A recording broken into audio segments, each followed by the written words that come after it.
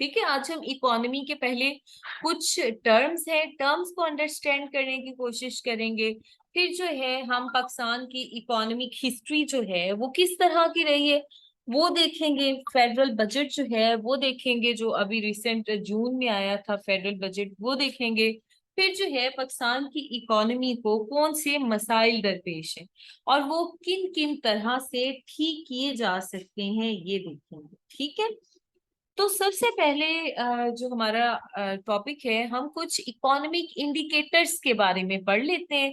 Economy, सबसे पहले तो इकोनॉमी किसे कहते हैं? Economy encompasses all activities related to production, consumption and trade of goods and services. ठीक है, किसी नेशन में, किसी स्टेट में या किसी स्मॉल टाउन की इकोनॉमी क्या होगी? उसकी प्रोडक्शन, उसकी कंजप्शन, उसकी चाहे गुड्स की ट्रेड है, तिजारत है, या उसकी सर्विसेज की ट्रेड है, ये सारी चीजें मिलकर जो है हम इसे इकोनॉमी कहते हैं। कुछ इकोनॉमिक इंडिकेटर्स होते हैं, यानी जिसकी बिना पर हम ये अंदाजा लगाते हैं कि किसी जो कोई स्टेट है, उस स्टेट की इकोनॉमी की क्या सिचुएशन है। आइदर इकोनॉमी जो है वो फ्लोरिश कर रही है, या economic situation, economy of that country जो है वो डिटेरियोरेट हो रही है। तो सबसे पहले रेवेन्यू। रेवेन्यू अगर हम उर्दू देखें तो रेवेन्यू कहते हैं आमदन को, यानी कि the income of government from taxation, excise duties, custom या दूसरे सोर्सेज जिससे वो पब्लिक से पैसे लेती है, यानी टैक्सेशन, एक्साइज ड्यूटीज, कस्टम्स या दूसरे तरीके जिनसे वो पब्लिक से पैसे लेती है, उसे हम, उस इनकम को, गवर्नमेंट की उस आमदन को हम रेवेन्यू कहते हैं। एक्सपेंसेस क्या होते हैं? एक्सपेंस अखराजात, यानी जो गवर्नमेंट है वो गुड्स या सर्विसेज देने के लिए दे कर जो पूरे स्टेट में जो अखराजात कर रही है, इसमें उसकी एम्प्लॉयज की सैलरीज आ सकती हैं, इसमें वो जो डेट ले रहा है उस पर जो इंटरेस्ट आ रहे हैं, या जो अब वो अपनी आवाम को सब्सिडीज दे रहा है वो आ सकते हैं, ग्रांट्स आ जाएंगी। सोशल बेनिफिट्स अगर कोई दे रहा है, हेल्थ कोई बेहतर करने के इकदाम बन रहे हैं, हॉस्पिटल बन रहे हैं, रोड्स बन रही हैं, तो वो आ जाते हैं, या रेंट और डिवाइडेंड वगैरह के जो दूसरे एक्सपेंसेस होते हैं वो आ जाते हैं। इसे हम एक्सपेंस कहते हैं। ठीक है, फिर हमारे पास आ जाते हैं बजट। अच्छा, बजट जो है वो, बजट होते हैं आइटमाइज्ड एस्टिमेशन, जैसे अभी हमारा बजट पेश हुआ है ना, तो बजट जो होता है ये हम अपने आने वाले जो फिस्कल ईयर होता है, यानी जुलाई से लेकर अगले साल जून तक का जो फिस्कल ईयर होता है, उसकी एक आइटमाइज एस्टिमेशन लगाते हैं कि हमने हेल्थ सेक्टर को इतने पैसे देने हैं, एजुकेशन को इतने देने हैं, बाकी इतने इस चीज को देने हैं, इतने इस चीज को देने हैं, इतनी जो है हमने डेट रिपेमेंट पे देने हैं, तो ये इसे हम बजट कहते हैं। दो तरह के बजट होते हैं, एक होते हैं डेवलपमेंटल बजट जिसमें रोड्स आ जाते हैं, हेल्थ, एजुकेशन, ये वाली सहूलियात आ जाती है। दूसरा होते हैं नॉन डेवलपमेंटल बजट, जो जिससे आपके वो दे रहे हैं या नहीं दे रहे कोई स्टेट को फायदा नहीं हो रहा। जैसे सैलरीज है, अब सैलरीज आप दे रहे हैं तो आपको डायरेक्टली तो कोई फायदा नहीं हो रहा, सैलरीज देने से, रोड्स बनने से तो मुल्क को वाजे फायदा नजर आ रहा है, तो इन्हें नॉन डेवलपमेंट बजट कहते हैं। बजट सरप्लस वो होता है जब आपके जो रेवेन्यू है वो ज्यादा हो, आपके एक्सपेंसेस कम हो, मतलब आप जो है फॉर एग्जाम्पल 100 रुपए कमा रहे हैं, 90 रुपए आपका जो है वो खर्च जा रहा है, पीछे आपका जो सरप्लस है वो कितने का है? 10 का, +10 का, इसे बजट सरप्लस कहते हैं। जो हम देखते हैं पाकिस्तान में अभी हिस्ट्री में बड़ा कम बजट सरप्लस आए हैं। दूसरा होता है बजट डेफिसिट, यानी कि आपके रेवेन्यू कम है, आपके एक्सपेंसेस ज्यादा है, आप कमा कम रहे हैं, खर्चा वो ज्यादा उड़ा रहे हैं, इसे बजट डेफिसिट कहते हैं। जैसे अगर आप 100 रुपए कमा रहे हैं, खर्चा आप 110 रुपए का कर रहे हैं, तो बजट डेफिसिट कितने का हो गया? -10 का हो गया, तो ये बजट डेफिसिट होते हैं। ये कॉन्सेप्ट है बजट सरप्लस का और बजट डेफिसिट का। अच्छा, जब आपका किसी स्टेट में बजट डेफिसिट होता है ना, तब उसमें डेवलपमेंटल बजट कट लगा दिया जाता है, यानी ये जो चीजें डेवलपमेंटल में आ रही है ना, रोड्स वगैरह बनाना रोक दिए जाते हैं, हेल्थ बनाना रोक दी जाती है, एजुकेशन उसकी क्वालिटी कम कर दी जाती है ताकि पैसे कम लगाना पड़े, क्योंकि ये तो देनी ही देनी है ना, ये तो मजबूरी है देना।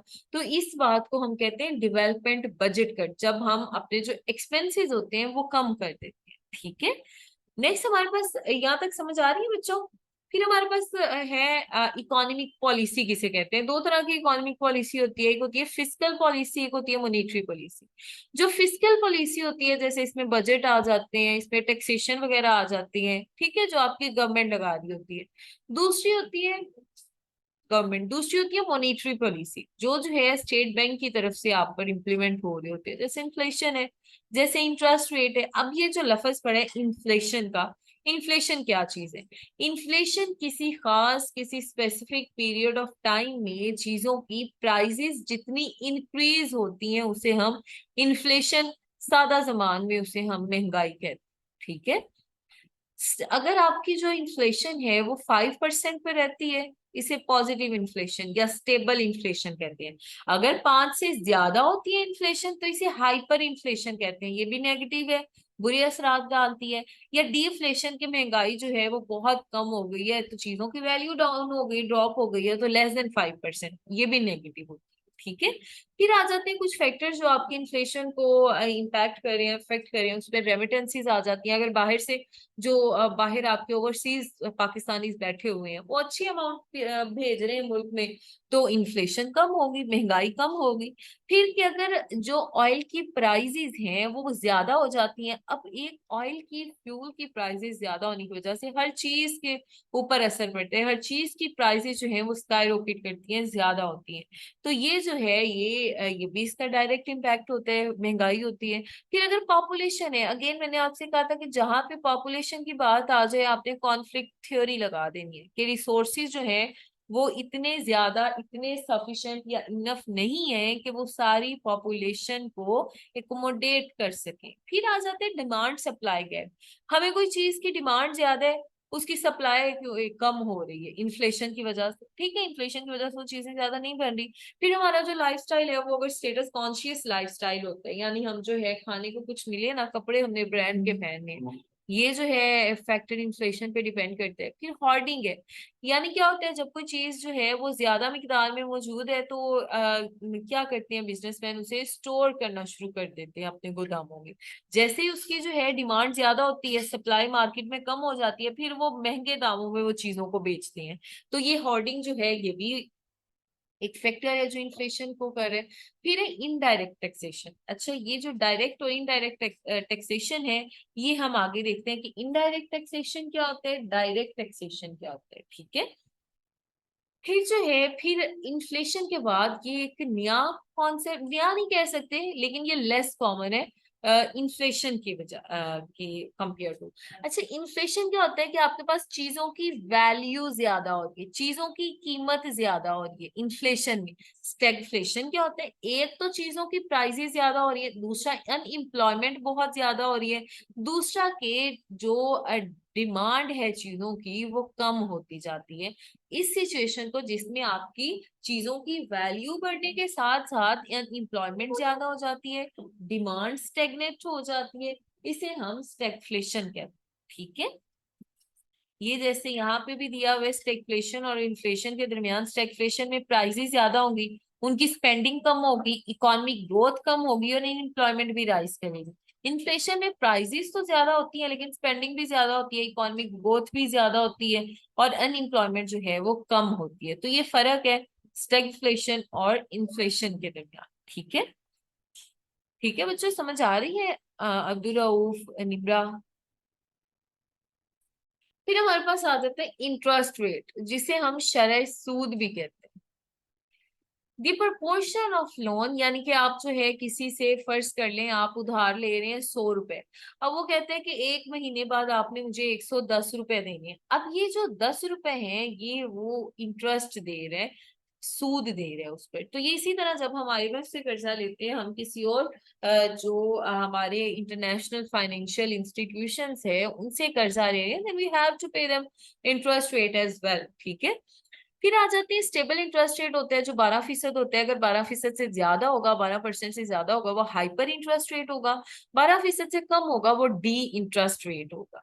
फिर आ जाती है टैक्सेशन। टैक्सेशन जो होता है यानी कि गवर्नमेंट जो है अपने लोगों पर टैक्स पेयर जो होते हैं, जो पब्लिक होती है, उन पर थोड़े थोड़े टैक्स लगा देती है।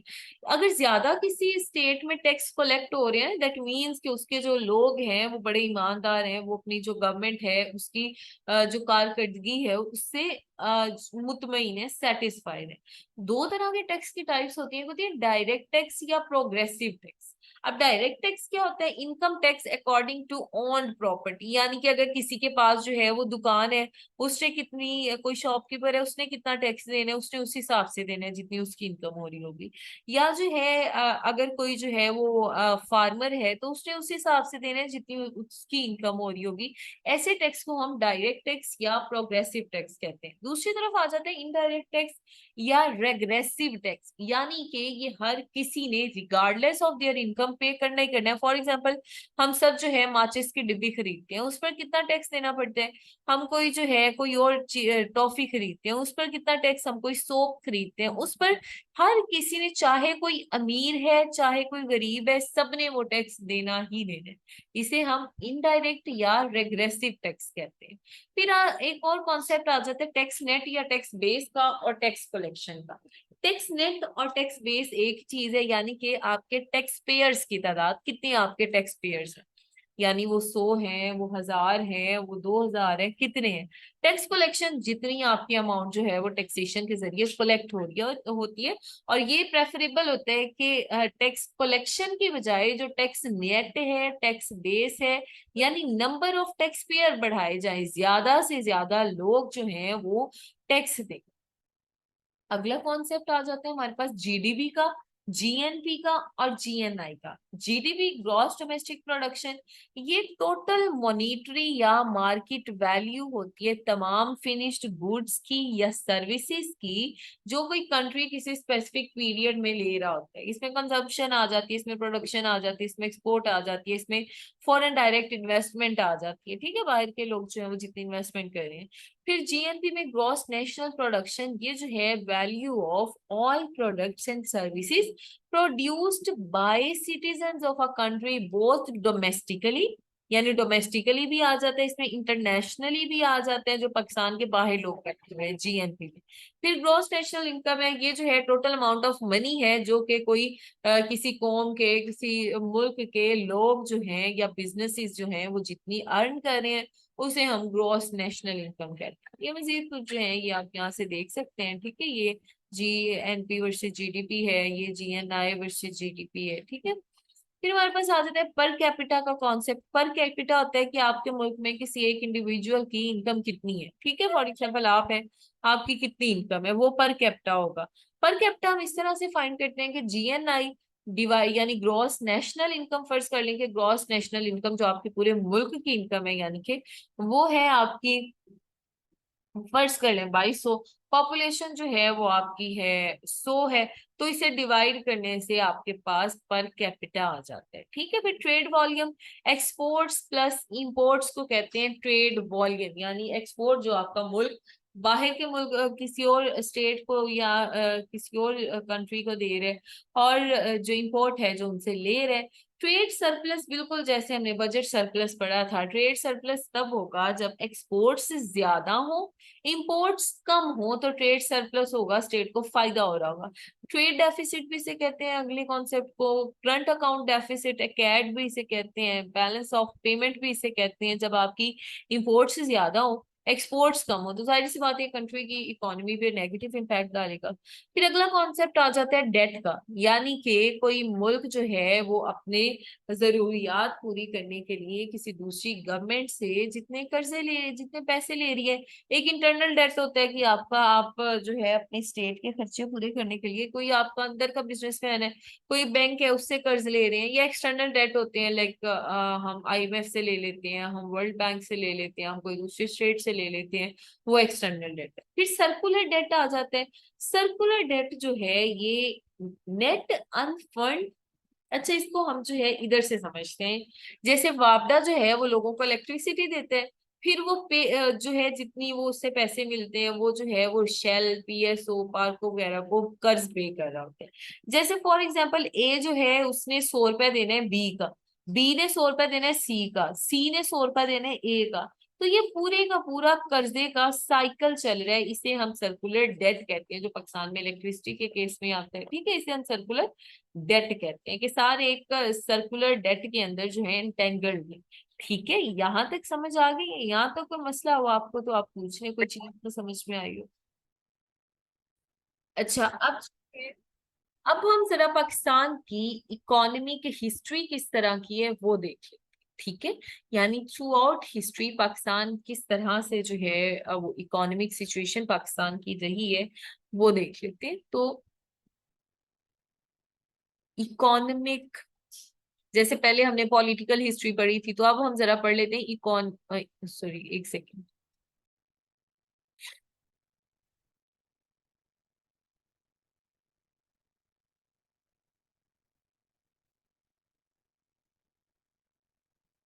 ओके जी, इकोनॉमिक हिस्ट्री ऑफ पाकिस्तान, यानी पहले हमने जैसे पाकिस्तान की वो पॉलिटिकल हिस्ट्री पढ़ी थी ना, किस तरह से जो है पॉलिटिकल डेवलपमेंट हुई है, कॉन्स्टिट्यूशनल डेवलपमेंट हुई है। अब इकोनॉमी की क्या सूरत हाल रही है हम वो देख लेते हैं। सबसे पहले जो, अगर हम वैसे ही बात करें, बाद में हम इसी एरास में भी बात करेंगे, तो ग्रोथ एवरेज इनकम जो है 1950 से लेकर 96 तक, जो एवरेज इनकम है पाकिस्तान की, जो एवरेज इकोनॉमी है, वो इंक्रीज हुई बाय 150% तक। ठीक है, annual growth rate during first 4 decades. ठीक है, फर्स्ट 4 जो डेकेड्स थी, फर्स्ट 4 डेकेड्स के दौरान एनुअल ग्रोथ रेट रहा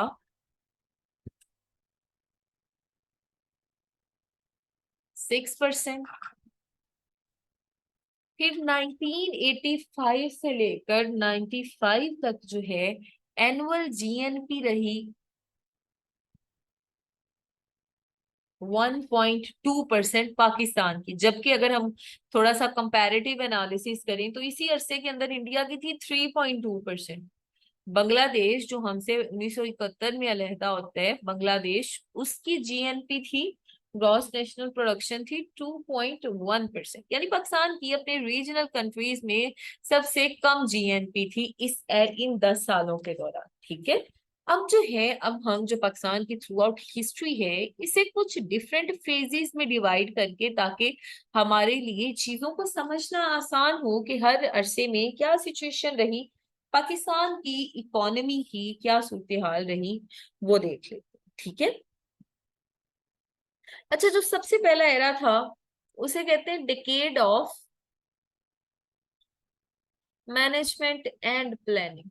यानी इसमें ऐसा कोई चीज, कोई इकोनॉमिक इंडिकेटर के जरिए आपकी इकोनॉमी जो थी वो सही से मैयर वगैरह नहीं की गई है, जो आपकी स्टार्टिंग के साथ है, जिनमें you are facing political crisis, you are facing immigration crisis, you are facing constitutional crisis, यानी कि 1947 से लेकर 57 तक का पीरियड जो था। ठीक है, फिर आ जाते हैं दूसरा, अयूब खान का एरा,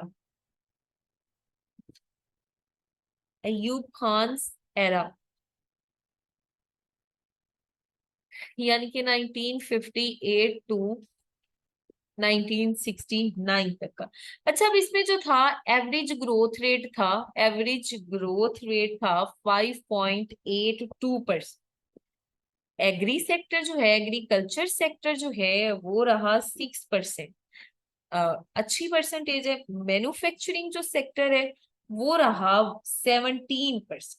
यानी as compare to other South Asian countries, हमारे पाकिस्तान की जो आप कह लें इकोनॉमिक ग्रोथ थी वो 3 टाइम्स ज्यादा थी दूसरे जो थे साउथ एशियन कंट्रीज उनकी निस्बत।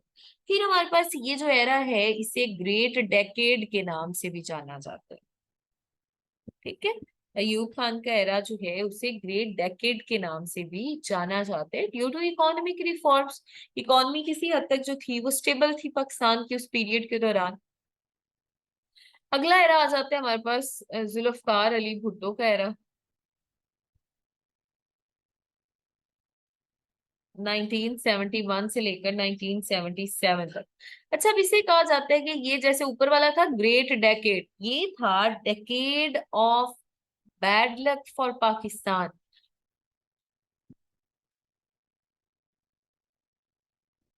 ठीक है, ये डेकेड ऑफ बैड लक था पाकिस्तान के लिए, कोई सच ऐसा नहीं हुआ।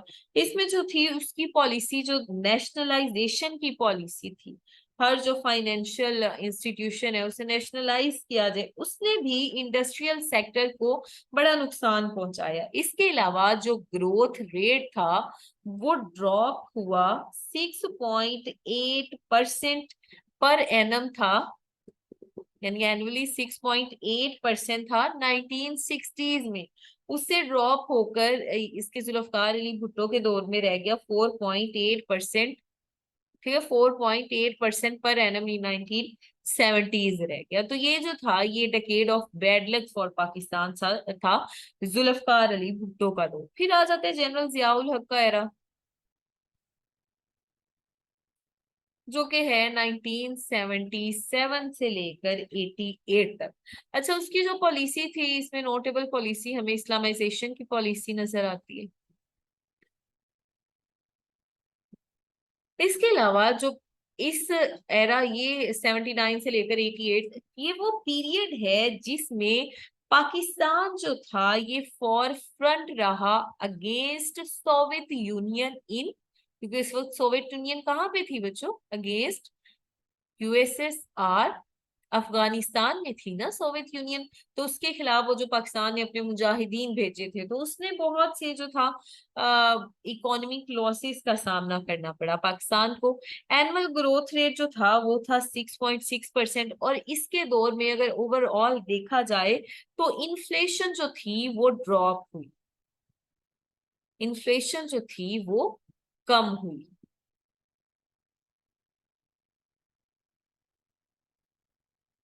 Inflation drop. फिर आ जाते हैं हमारे पास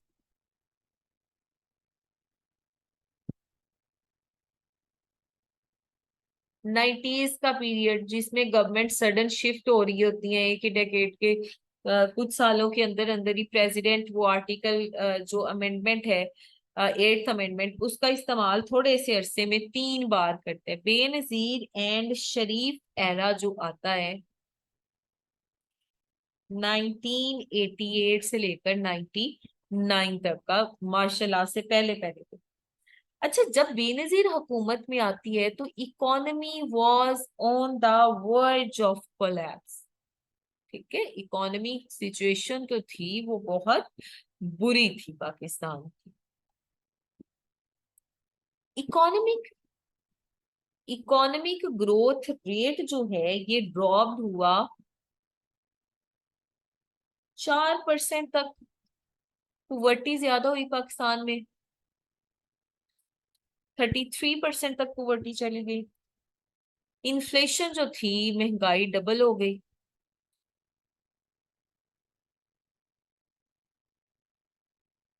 टोटल पब्लिक डेट जो था इस दौरानिए में, टोटल पब्लिक डेट जो था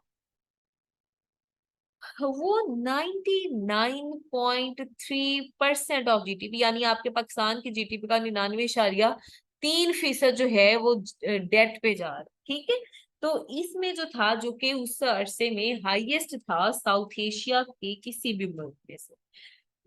90s में हमारी ये सिचुएशन रही। देन जो है फिर आ जाते हैं, अच्छा 6 इसके बाद कौन आया, परवेज मुशर्रफ।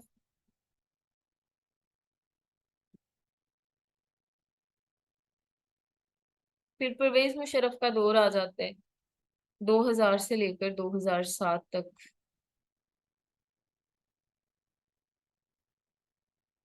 इसमें जो थी पाकिस्तान की इकोनॉमी अच्छा ज्यादा तेजी से बढ़ी। पाकिस्तान जो था साउथ एशियन कंट्रीज में फास्टेस्ट ग्रोइंग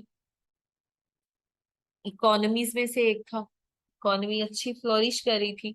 जीडीपी जो थी ये डबल हो गई। जो एनुअल ग्रोथ रेट है वो 7% तक पहुंच गया। जॉ तकरीबन 13 मिलियन जो है वो जॉब्स पैदा की गई। जो एक्सटर्नल डेट था वो हाफ रह गया। फॉरेन एक्सचेंज रिजर्व ज्यादा हो गए। तो ये मुशर्रफ का एरा भी इकोनॉमी के हवाले से एक अच्छा एरा था। उसके बाद आता है जरदारी का एरा और नवाज शरीफ का एरा 2008 से लेकर 2018 तक।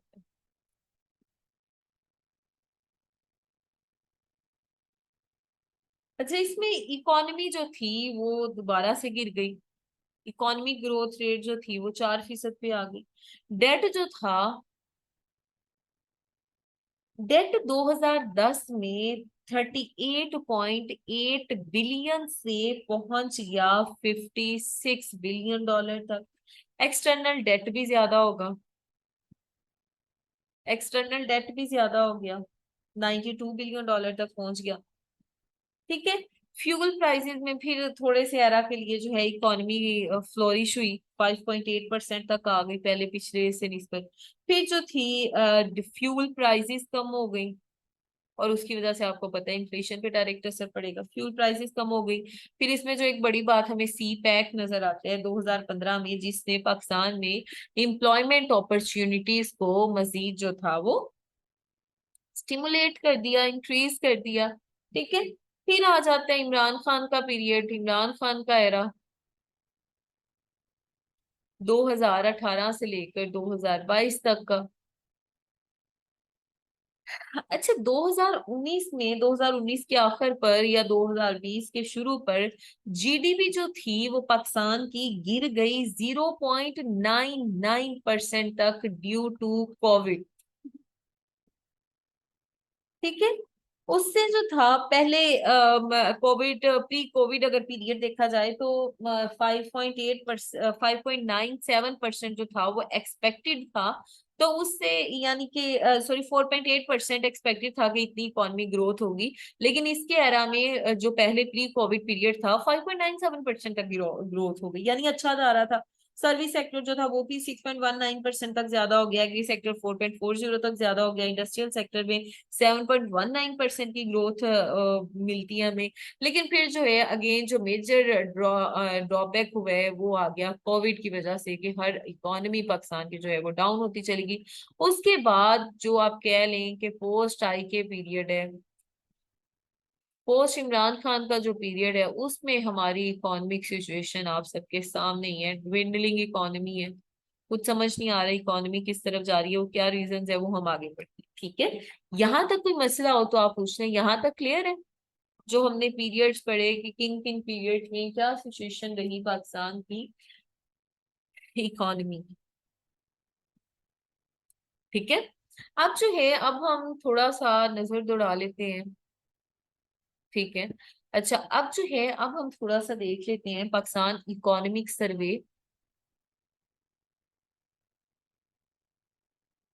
इकोनॉमिक सर्वे 2022 और 2023 का जो इकोनॉमिक सर्वे हुआ है, आप जरा ये इसकी तरफ थोड़ा सा देख लेते हैं। ये अनवेल किया गया, ये सर्वे जून 8 जून 2023 को ये अनवेल किया गया। किसने किया? इसहाक डार ने किया। इसकी मेजर मेजर जो बातें थी वो देख लेते हैं। इसमें जो थी जीडीपी, जीडीपी है, एग्री है, एग्रीकल्चर है, सर्विसेज है, इंडस्ट्री है, इन्फ्लेशन, पर कैपिटा इनकम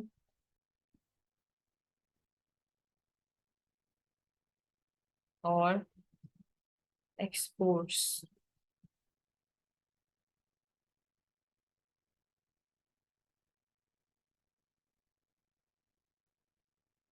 अच्छा, जीडीपी रही पाकिस्तान की 2022-23 के सर्वे के मुताबिक, यहाँ पे हम लिख लेते हैं 2022 की, यहाँ पे हम लिख लेते हैं 2023 की।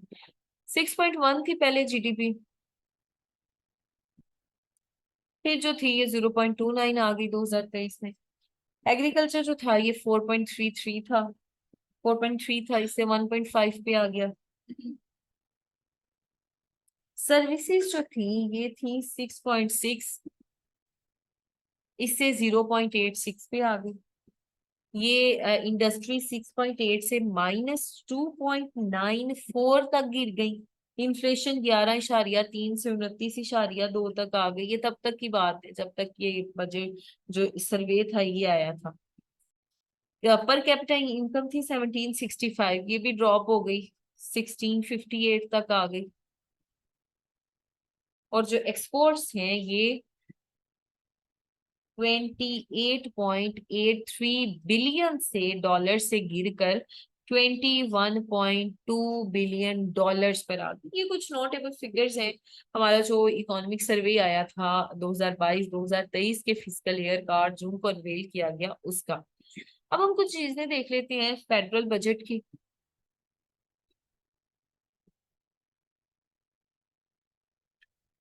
फेडरल बजट 2023-2024, 9 जून 2023 को ये अनवेल किया गया। टोटल ये कितने का था? ये टोटल था 14.460 ट्रिलियन रुपीज का, ये टोटल बजट था। ठीक है, इसमें जो थे,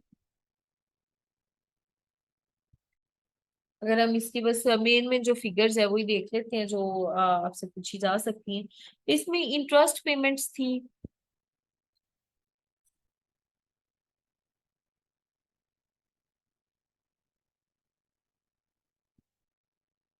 7303 बिलियन रुपीज, यानी कि तकरीबन 50.5% आपके जीडीपी का। और डिफेंस अफेयर पे गए,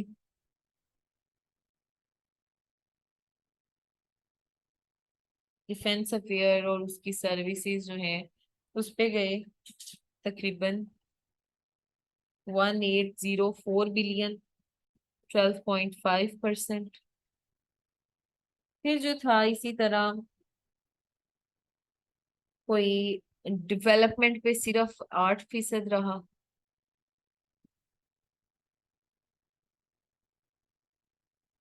यानी वो बनता है तकरीबन 1140 बिलियन। ठीक है, इमरजेंसी में जो है आपने एलोकेट किए गए इसमें, जैसे कोई इमरजेंसी अचानक से कोई पैंडेमिक छिड़ पड़ती है, फ्लड्स वगैरह आ जाते हैं, या कोई इस तरह की सिचुएशन, तो 200 बिलियन रुपीज। फिर जो है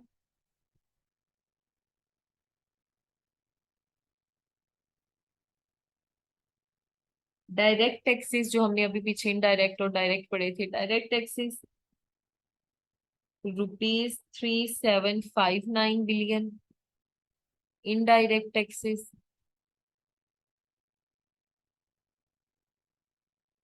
तकरीबन 5441 बिलियन रुपीज। ठीक है, इन्फ्लेशन जो थी इनके मतलब ये बजट एक एस्टिमेट होता है ना, हमने पीछे पढ़ा था, तो इन्फ्लेशन तकरीबन रहेगी 21% के करीब। लास्ट ईयर था, यानी ये एस्टिमेट है कि इस साल 21% तक इन्फ्लेशन रहेगी। जीडीपी ग्रोथ जो है वो इस साल 3.5% तक होगी।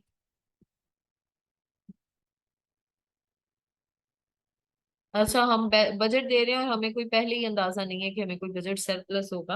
हम अपना बजट ही ऐसा बना रहे हैं कि उसमें हमें जो है डेफिसिट हो रहा है तकरीबन 6.54% ऑफ जीडीपी का।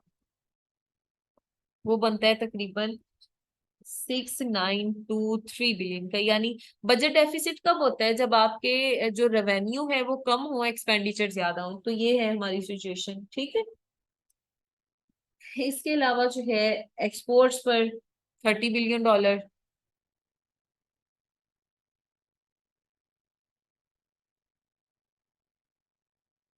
रेमिटेंसीज का जो एस्टिमेट है कि रेमिटेंसीज इतनी आएंगी वो है $33 बिलियन।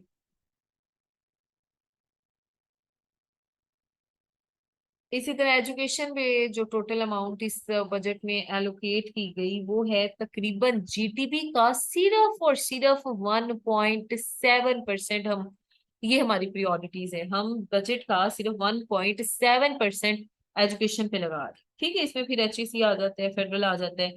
हेल्थ पे जो है हम सिर्फ 13.1 बिलियन लगा रहे हैं। डिजिटल में, आईटी वगैरह में, या जो टेक्नोलॉजी वगैरह है उसमें जो है 6 बिलियन लगा रहे हैं। इसी तरह बाकी ये जो है ये मेन में नोटेबल फिगर्स हैं। फिर हम पाकिस्तान की इकोनॉमी को दरपेश जो चैलेंजेस हैं वो देख लेते हैं। देन जो है हम टैक्सेशन देखेंगे कि ये जो सॉरी फॉरेन एड देखेंगे कि ये जो फॉरेन एड फ्राहम की जाती है ये एक ट्रीट है या एक ट्रैप है हमें अपने साइकिल में फंसाने के लिए। फिर हम थोड़ा सा आईएमएफ का जो डेट ट्रैप साइकिल है वो देख रहे होंगे। ठीक है, अब सबसे पहले जो मेन रीजन है, जो मेन मसला है पाकिस्तान की इकोनॉमी को, दैट इज सिक्योरिटी इशू। 20 साल तक हम वॉर ऑन टेरर में इंगेज रहे। पाकिस्तान ने अपनी जीडीपी का $150 बिलियन इस बिला वजह के वॉर ऑन टेरर में एक फ्रंट स्टेट होने की हैसियत से खोया। 70,000 लाइफ जो थी वो इसने जाया की। इसके अलावा हमारी ईस्टर्न वेस्टर्न दोनों बॉर्डर्स पे हमारे कोई अच्छे हालात नहीं है। ईस्टर्न बॉर्डर पे कौन बैठा हुआ है? इंडिया बैठा हुआ है। वेस्टर्न बॉर्डर पे कौन बैठा हुआ है? वेस्टर्न बॉर्डर पे अफगानिस्तान बैठा हुआ है। तो दोनों तरफ से हमें सिक्योरिटी खदशात हैं जिनकी वजह से हमारी इकोनॉमी बारहा मुतासिर होती है। फिर डिफेंस एक्सपेंसेस अभी हमने देखा तकरीबन 12% हम अपने जीडीपी का डिफेंस पे लगा रहे हैं। हेल्थ पे कितना लगा, एजुकेशन पे कितना लगा रहे हैं? 1.7%। लेस देन जो एक एस्टिमेटेड थ्रेशोल्ड है वर्ल्ड की स्टेट्स की, उससे भी थोड़ा हम लगा रहे हैं। तो these are our priorities by the way. अच्छा, ये पाकिस्तान को शुरू से ये कहा जाता है पाकिस्तान के बारे में कि पाकिस्तान को एक इकोनॉमिक स्टेट बनने ही नहीं दिया गया। पाकिस्तान को शुरू से एक सिक्योरिटी स्टेट रखा गया। पाकिस्तान को हमेशा से सिक्योरिटाइज किया गया है। कभी ये 1947 से बना हुआ है, ये बार बार बता बता के हमें इंडिया से बड़ा कोई एग्जिस्टेंशियल थ्रेट है। ये बता बता के हमने इस चीज को इतना सिक्योरिटाइज कर दिया कि हमारी इकोनॉमी उस डिफेंस के अखराजात से बाहर निकल ही नहीं सकी। जब हमारे इधर उधर के जो कंट्रीज हैं, मतलब कंट्रीज जो हमारे बाद अलहदा होते हैं, सेपरेट होते हैं, आजाद होते हैं, उनकी इकोनॉमी इतना आजकल फ्लोरिश कर रही है। और आज की हमारी इकोनॉमिक सिचुएशन जो है वो इतनी खराब है। ये टर्म है सिक्योरिटाइज करना। तो ये हमें सिक्योरिटाइज किया गया पाकिस्तान को। ठीक है, कि पाकिस्तान में कभी इंडिया के मसाइल आ गए, कभी जो है अफगानिस्तान के आ गए। ये एक रिकमेंडेशन है, अगर बजाय इसके पाकिस्तान जो इतनी दूर से चीजें इंपोर्ट कर रहा है जिससे जाहिर सी बात है फ्यूल चार्जेस एक्स्ट्रा पड़ते हैं, अगर पाकिस्तान बिल्कुल अपने नेबरिंग स्टेट्स इंडिया से कर ले तो बहुत फायदे हो सकते हैं। अब आप ये भी देखें, आपका क्या ख्याल है और किसी स्टेट की जो है कोई लड़ाइयाँ ही नहीं है, और वो अगर लड़ाइयाँ है तो वो खत्म कर देते हैं ट्रेड। यूएस चाइना है, इसके अलावा चाइना इंडिया के जो है बॉर्डर डिस्प्यूट है, लेकिन स्टिल वो आपस में जो है ट्रेड कर रहे हैं। एक अच्छे लेवल पे, डिप्लोमेटिक लेवल पर वो आपस में मिल रहे हैं। अब इनका ट्रेड वॉल्यूम चेक करें, वो बिलियन डॉलर्स में। इसी तरह यूएस चाइना के आइडियोलॉजिकल रिफ्ट्स हैं, लेकिन इसके बावजूद पाकिस्तान और इंडिया की तरह वो लड़ाई बना के नहीं बैठा हुआ। वो आपस में ट्रेड को अपनी को कोई वो नहीं करने दे रहा, क्योंकि उन्हें पता है कि ये 21st सेंचुरी में उन्हें जो जरूरत है, उन्हें जरूरत है अपनी एक स्टेबल इकोनॉमी की। तो दोनों कंट्रीज जो हैं वो अपनी इकोनॉमी के साइकिल को चला रहे हैं इस तरह से।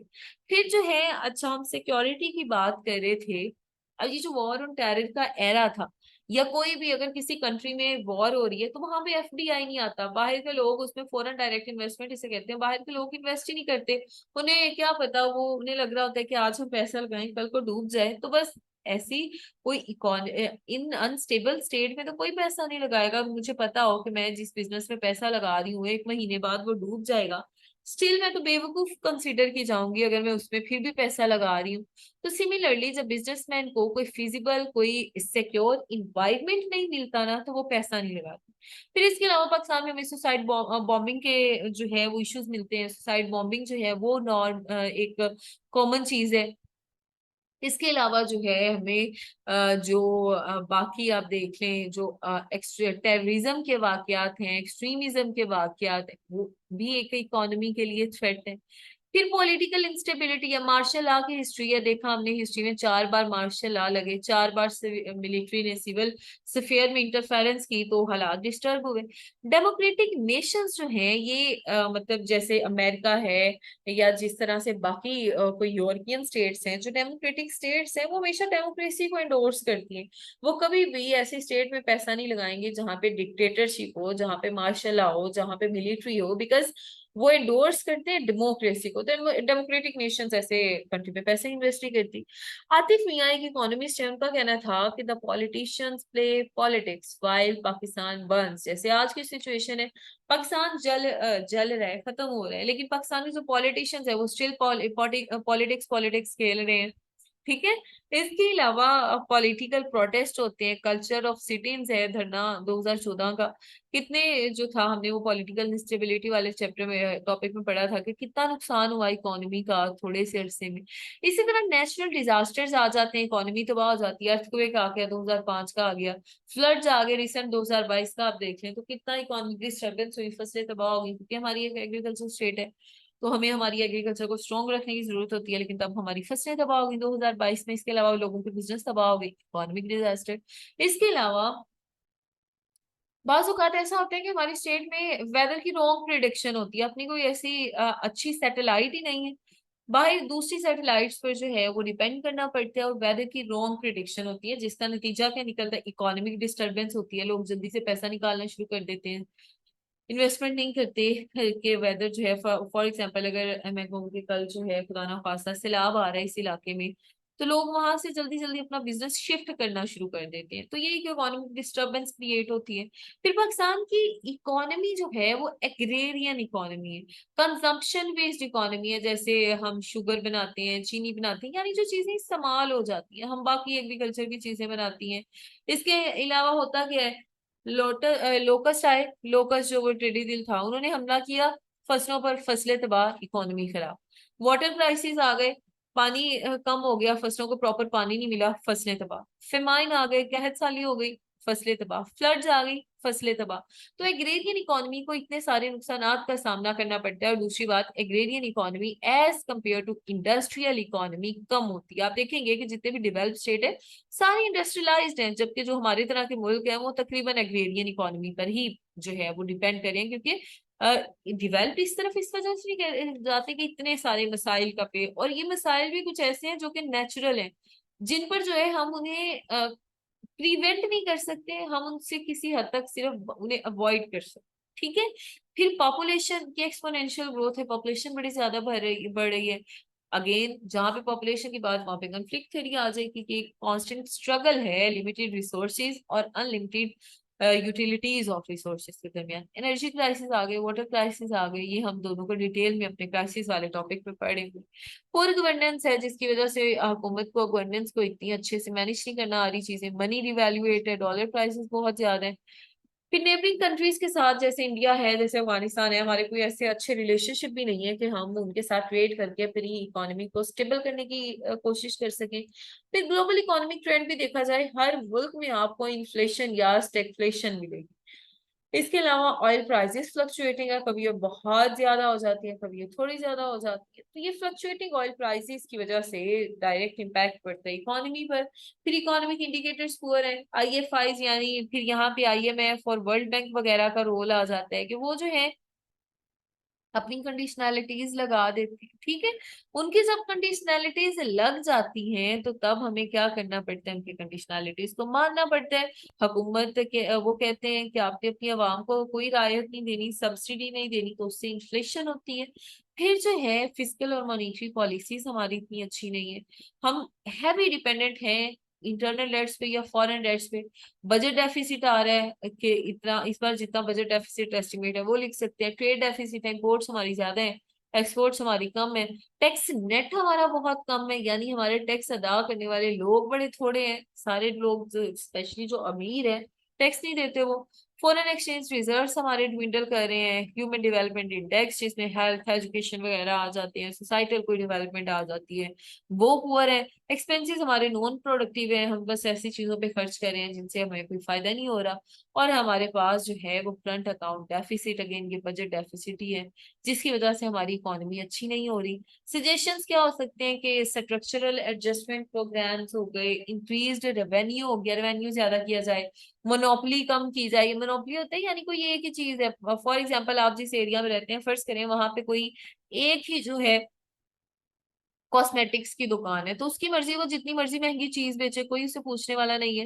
लेकिन अगर उसके कोई मुकाबले में कोई दो तीन और दुकानें भी हैं कॉस्मेटिक की, तो वो एक एवरेज प्राइस ही रखेगा ताकि वो अपने जो कंपेटिटर्स हैं उनसे अच्छा कमा सके। तो अगर मार्केट में मोनोपोली को कम कर दिया जाए तो इस पे अच्छा असर पड़ता है इकोनॉमी पे। फिर गवर्नेंस अच्छी होनी चाहिए, टैक्स बेस या टैक्स नेट ब्रॉडन होना चाहिए, ज्यादा से ज्यादा लोगों को टैक्स देना चाहिए, ट्रेड लिबरलाइजेशन होनी चाहिए। जरूरी नहीं है कि जिस मुल्क के साथ हमारे कोई आइडियोलॉजी नहीं मिल रही हमने उसके साथ ट्रेड ही नहीं करनी, बल्कि आपको क्या करना चाहिए, आपने डिफरेंट जगहों पे ट्रेड करनी है। इंडिया के साथ ट्रेड करें, अफगानिस्तान के साथ अच्छे रिलेशन रखें, रशिया अमेरिका के साथ अच्छे रखें, एंटरप्रेन्योरशिप है, बिजनेस को जो है आप वैल्यू दें, फिर एक्सपोर्ट्स ज्यादा करें अपनी।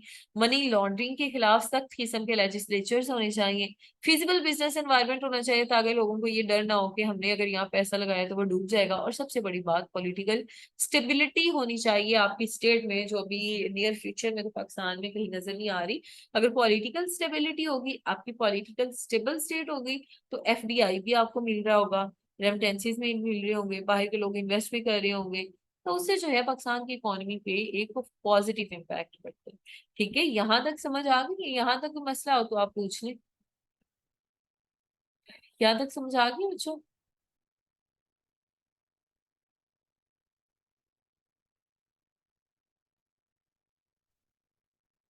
अच्छा, आपके साथ अब स्क्रीन जो है वो शेयर होना शुरू हो चुकी होगी।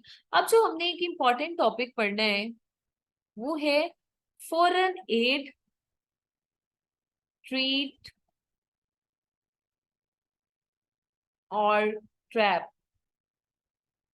कि आप ये जो फॉरेन एड ले लेते हैं, अच्छा स्टैगफ्लेशन जो है, स्टैगफ्लेशन ये है कि जब आपकी इन्फ्लेशन होती है ना, इन्फ्लेशन कहते हैं कि सिर्फ आपकी प्राइसेस चीजों की ज्यादा हो रही है, इन्फ्लेशन स्टैगफ्लेशन ये होता है कि आपकी चीजों की प्राइसेस भी ज्यादा हो रही है, अनएम्प्लॉयमेंट रेट भी ज्यादा हो रहा है, चीजों की डिमांड कम हो रही है। ये दो तीन चीजों का मिक्सचर जो है वो स्टैगफ्लेशन। और ये पॉलिटिकल इंस्टेबिलिटी को कैसे रोके? पॉलिटिकल इंस्टेबिलिटी, ये जो हमने टॉपिक पढ़ा था कि एक प्रॉपर रिलेशन होना चाहिए आपकी गवर्नमेंट और आपकी अपोजिशन के दरमियान, उन्हें एक अच्छे उन्हें स्टेट की वेलफेयर के लिए एक टेबल पर बैठकर मुशावरत करनी चाहिए, कंसेंसस ओरिएंटेड अप्रोच होनी चाहिए। इसके अलावा जो है उनमें टॉलरेंस होनी चाहिए, अपोजिट की बात को जो है बर्दाश्त करने की। इस तरह से हम पॉलिटिकल स्टेबिलिटी जो है वो परवान चढ़ा सकते हैं। अब जो हमारा टॉपिक है वो है फॉरेन एड, एक ट्रीट है, एक अच्छी चीज है, या ट्रैप है, यानी ये हमें कोई जंगल में फंसा रहे हैं, किसी दंगल में फंसा रहे हैं। अच्छा, मॉडर्न फॉरेन एड की हिस्ट्री हमें मिलती है मार्शल प्लान से, जो कि वर्ल्ड वॉर टू के बाद अमेरिका, यूरोपियन स्टेट जो कि तबाह जीतने के बावजूद, फ्रांस तबाहाल हुआ होता है, यूके तबाहाल हुआ होता है, तो उन्हें जो है वो जो एड दे रहे हैं, तो हमें ये जो भी आज की हिस्ट्री है वो मार्शल प्लान से मिलती है। फिर अगर हम थोड़ा सा पीछे थोड़ा सा आगे आए, कोल्ड वॉर के एरा में हम देखते हैं कि जो यूएस है वो अपने अलाइज को दे रहा है एड, जो सोवियत यूनियन है वो अपने अलाइज को एड दे रहे हैं। ठीक है, यानी अपने जो लोग हैं उन्हें ज्यादा करने के लिए। अब हम इन दोनों को अलहदा-अलहदा से डिस्कस करते हैं। पहले हम ये डिस्कस कर लेते हैं कि जो फॉरेन एड है ये एक ट्रीट है, ये कोई बड़ी अच्छी चीज है। अच्छा, पहली बात इसमें आ जाती है ह्यूमैनिटेरियन असिस्टेंट।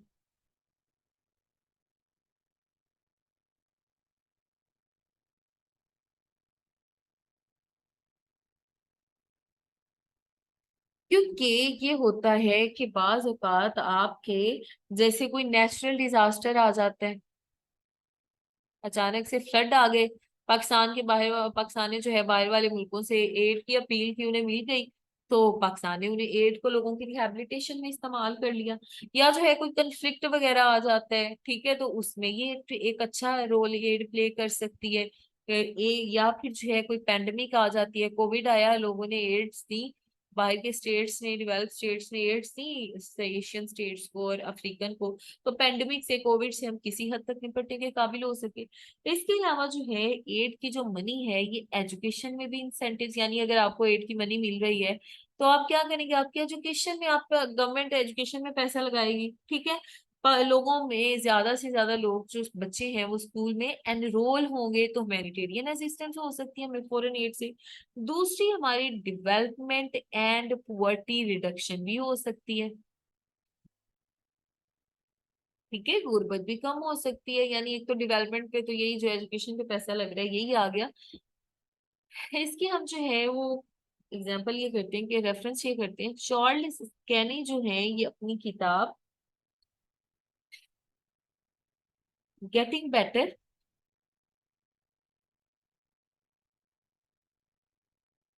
वाई ग्लोबल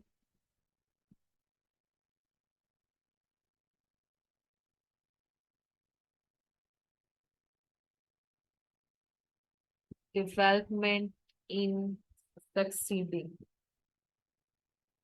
ये किताब का नाम है। इसमें इनका क्या कहना है, इसमें वो कहते हैं कि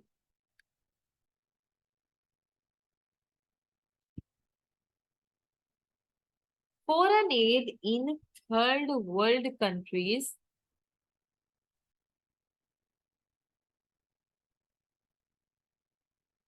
helped wipe out cycle of absolute poverty. कि वो कह रहे हैं कि जो थर्ड वर्ल्ड कंट्रीज हैं उनमें जो एड है उसने पुअर्टी साइकिल को खत्म करने की बड़ी पॉजिटिव जो है वो काम की, ठीक है। यानी कि पुअर्टी रिडक्शन में आप इस्तेमाल कर सकते हैं मिलने वाले एड को। इसके अलावा आप कैपेसिटी बिल्डिंग में भी तो इस्तेमाल कर सकते हैं जो आपको बाहर से एड मिल जाएगी आपके मुल्क को। फॉर एग्जाम्पल, आपको जो एड दी जा रही है आप टेक्नोलॉजी में इस्तेमाल करें, आप अपने मुल्क की टेक्नोलॉजी अच्छी करें, आप अपनी जो है बाकी गवर्नेंस सिचुएशन अच्छी करें, आप जो है बेटर इकोनॉमिक मैनेजमेंट बनाएं, अपनी कैपेसिटी बिल्डिंग करें जो आपको एड दी जा रही है उससे, ठीक है। फिर हमारे पास क्या आ जाते हैं, फिर हमारे पास आ जाती है कि आपको जो एड मिल रही है आप उससे दूसरे कंट्रीज में इन्वेस्ट कर सकते हैं, इन्वेस्टमेंट कर सकते हैं आप, या आपको ट्रेड अपॉर्चुनिटीज भी मिलती हैं कि आप उस एड का इस्तेमाल जो है ट्रेड वगैरह करने में इस्तेमाल करें, ठीक है। तो ये हमारे पास कुछ जो है वो पॉजिटिव पॉइंट्स हैं कि आपकी जो एड है वो एक ट्रीट है। अब हम जो दूसरा पॉइंट है कि फॉरेन एड जो है ये एक ट्रैप है, ये हमें एक जाल में फंसाने की कोशिश है, ये देखिए। अच्छा, ये जो फॉरेन एड है ये हमें कांस्टेंट मेंटल डिपेंडेंसी में जो है वो साइकोलॉजिकल डिपेंडेंसी में इंडल्ज कर देते हैं, कॉन्टिन्यूअस जो है वो साइकिल हो जाता है कि हम जो थर्ड वर्ल्ड स्टेट्स हैं वो डिपेंड होना शुरू हो जाती हैं फर्स्ट वर्ल्ड पे, क्योंकि उन्हें पता है अगर हमारे ना भी हम अपने कंट्री की सिचुएशन सही करें, हम बाहर से एड तो मिल जाएगी तो बस ठीक है उससे गुजारा करेंगे। तो ये जो डिपेंडेंसी साइकिल है, ये डिपेंडेंसी साइकिल होता है, ये एक ट्रैप है, ठीक है। डिपेंड एक बुरी एस्पेक्ट है फॉरेन एड का, डिपेंडेंसी साइकिल से साइकोलॉजिकल डिपेंडेंस होती है, like you can see the case of Pakistan. फिर करप्शन के केसेस भी आते हैं हमें फॉरेन एड पे, जब आपको जो है आपकी जो सिविल सोसाइटी है वो करप्ट नजर आती है, बाहर से एड दी जा रही है लेकिन वो एड अच्छे कामों में नहीं लग रही, वो आपके जो सिविल इंस्टीट्यूशन हैं या आपके जो रूलिंग एलिट्स हैं वो अपने पर्पसेस, अपने इंटरेस्ट पूरे करने के लिए इस्तेमाल कर रहे हैं, कोई उन्हें पूछने वाला नहीं है। तो इस तरह करप्शन हो रही है। फिर जो है अब इससे क्या होता है, जब आपके जो रूलिंग एलीट है वो करप्शन करते हैं तो एरोजन ऑफ ट्रस्ट होती है लीडर्स, पॉलिटिक्स और पॉलिटिशियंस और पब्लिक के दरमियान। लोग जो है वो जाहिर सी बात है ऐसी गवर्नमेंट पे डिपेंड ही नहीं करते जिन पे उन्हें उन पे ट्रस्ट ही नहीं करते, जिन्हें उन्हें पता हो कि इतना वो नहीं है। और ये जो एड डिपेंडेंसी है ये डायरेक्टली इस चीज पर इम्पैक्ट डालती है कि ये ट्रस्ट खराब करती है लोगों के दरमियान। ठीक है। इसके अलावा जो है लोकल मार्केट्स की डिस्टॉर्शन होती है। फॉर एग्जाम्पल अगर आपको एड जो है, distortion of local market, for example आपको जो एड दी जा रही है वो आपको फूड एड दी जा रही है। पाकिस्तान ऑलरेडी जो है एक एग्रेरियन स्टेट है, लेकिन वो क्या करेगा, चूंकि एड हमें फूड की फॉर्म में दी गई है तो उस फूड को मार्केट में लाएगा। तो इससे आपकी लोकल मार्केट से खराब होती है। जब एक एड का कांस्टेंट फ्लो होता है तो हमेशा इकोनॉमिक ग्रोथ जो है ये डिक्लाइन करती है, इकोनॉमिक ग्रोथ जो है ये कम होती है। इसकी अगर हम केस स्टडी करें तो केस स्टडी है अफ्रीका की। पिछले 60 सालों में जो प्रीवियस 60 ईयर्स थे, इनमें तकरीबन जो एड इसे मिली है वो मिली है $1 ट्रिलियन की, अफ्रीका में आई है। लेकिन 1970s में जब ये एट आई है तो इसने पुवर्टी को 66% तक पुवर्टी ज्यादा कर दी है। यानी कि इसने लोग ये पुवर्टी जो है वो मजीद इनहेंस कर दी है। बजाय इसके एड आई है कम होनी चाहिए थी और ज्यादा हो गई है। फिर एक और जो है हमें एक और इसका ऑप्शन ये कर सकते हैं आप, डेट बर्डन। आप जो है डेट ले ही जा रहे हैं, वो डेट आप पे अकुमुलेट हो जा रहा है। जैसे पाकिस्तान जो IMF से कर्जे लेता जा रहा है वो इस पे जमा होता जा रहा है। तो ये जो डेट बर्डन है जो एक स्टेट पर, ये डेट बर्डन जो है ये बहुत बुरी जो है वो इम्पैक्ट डालते हैं। अच्छा, आप कंक्लूजन क्या होना चाहिए, क्या ये बुरा ही है फॉरेन एड, या किसी भी हालत में ये ठीक नहीं है? ऐसा नहीं है। फॉरेन एड अगर हम कहें कि शॉर्ट टर्म के लिए, शॉर्ट टर्म एड ठीक है। आपको अगर किसी आपकी स्टेट में कोई सडन क्राइसिस आ गया उससे निपटने के लिए आपको एड चाहिए, ठीक है आप ले लें। लेकिन जब आपकी स्टेट में कांस्टेंट फ्लो ऑफ एड होना शुरू हो जाता है, उससे ये जो इतने हमने ऊपर मसाइल पड़े हैं ये दरपेश होते हैं, तब ये बुरी चीज है। ठीक है। तो ये हमारा आज का लेक्चर था।